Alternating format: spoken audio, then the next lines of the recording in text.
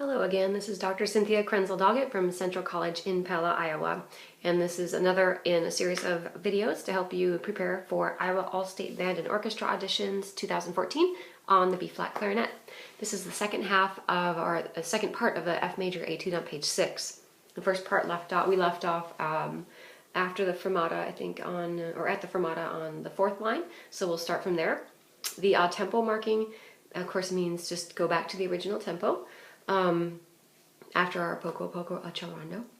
Then the phrase is pretty much a mirror variation of the opening phrase, so those first 3 notes are a pickup to the F on the second full measure of that 4th line. I recommend in this phrase that you have a crescendo over under the 16th note line. I recommend that you continue that through the chromatic 4 notes, or I guess 5 notes in the last measure. So you have that you really give that some emphasis. That chromaticism is great to the ear, it sounds great, and it encourages us to move the melodic line forward. So use the air underneath those notes to really push faster air under those notes, so that it's something like this.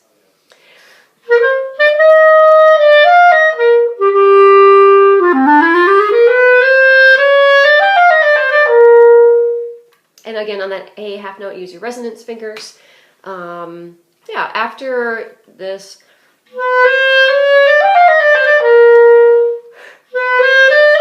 I take a breath as I did in the first phrase, and then we have another 16th note figure. Nothing too hard, except I would suggest that you consider you could use the full D, or with a half hole, of course. This is half hole. It's like if you put your finger here and you move it down, and it kind of rests against this little key here, you're covering half of that hole. So that can help with intonation and with tone. You could consider using that. But basically though, you want to think about, am I going to use the full D fingering, the regular D fingering, or the alternate, the trill fingering? Because you're going so quickly from C to D, you could certainly justify using that side key. I'm talking about the second of these keys. So fingering for the high C, and then you add this for the D, and then back. It's certainly justifiable to use that alternate fingering there, or you can do the full D. I recommend whichever feels more comfortable for you, and whichever has the best sound. And the faster you play, the more you might want to lean toward using the alternate fingering. The next set of 16ths, nothing remarkable there, and then we are into the cadenza. So let's talk about the cadenza. And primarily in the cadenza, 2 things that you might have questions about. Number 1 is, where do I breathe? Although you have a lot of options about where to breathe. And then also, how do I approach a cadenza, musically? Because in a cadenza, it's important that you push and pull a little bit, that you use rubato, kind of like rubber band. If I move ahead here, I'll pull back in another place. And if you don't have a private instructor, it's difficult to know where you should do that. And the fact that there are lots of options doesn't necessarily make that any easier.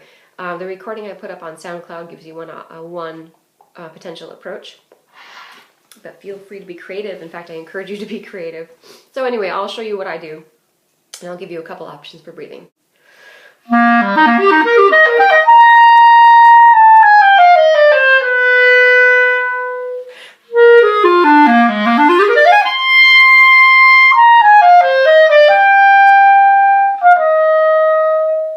So my breath was after the second fermata. I took some time. After the first fermata, I took time going into the second fermata, took my breath, took some time on the next figure, and I didn't breathe again until after that phrase, after the half note on the next line. That's one option. I chose not to breathe after the first C, the high C, because I like the way that those notes move into from one to the next.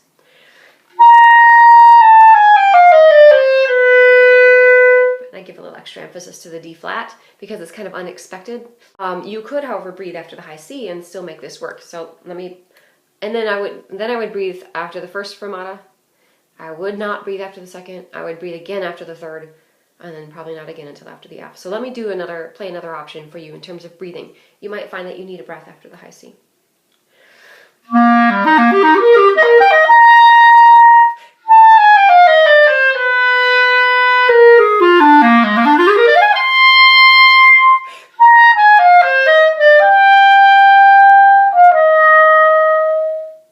So there's a second option. There are other options as well. I think you just have to make a decision as a musician. First, where do I physically need to breathe? Because if you run out of air, you're like depriving your brain of oxygen, and it just will not function the way you want it to, and you'll make a mistake. So if you need to breathe after the high C, breathe after the high C. You can still make music that way. There are other options too. Those are just the two that come to me. But you did hear that I recommend pulling back in some spots and pushing forward in others. So I pull back.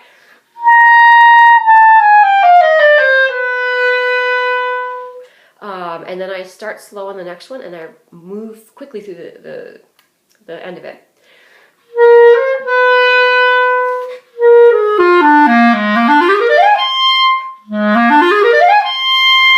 Now, you might not be able to play that quickly, technically, then that's okay. You can just play it all a little bit slower. Just do something with it. Don't play it straight. You could do this.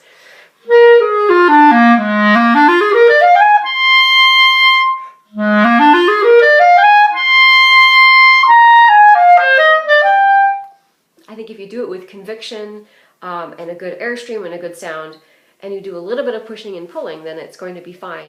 Okay, so then we can go on from here through the end. There's not a lot that is remarkable here.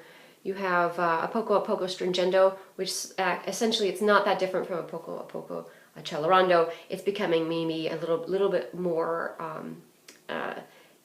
intense and stressed, you know. So in this next section, starting on piano, this is after the 1, 2, 3, 4, 5, 6, 7, seventh line, poco stringendo. Here's how I approach it.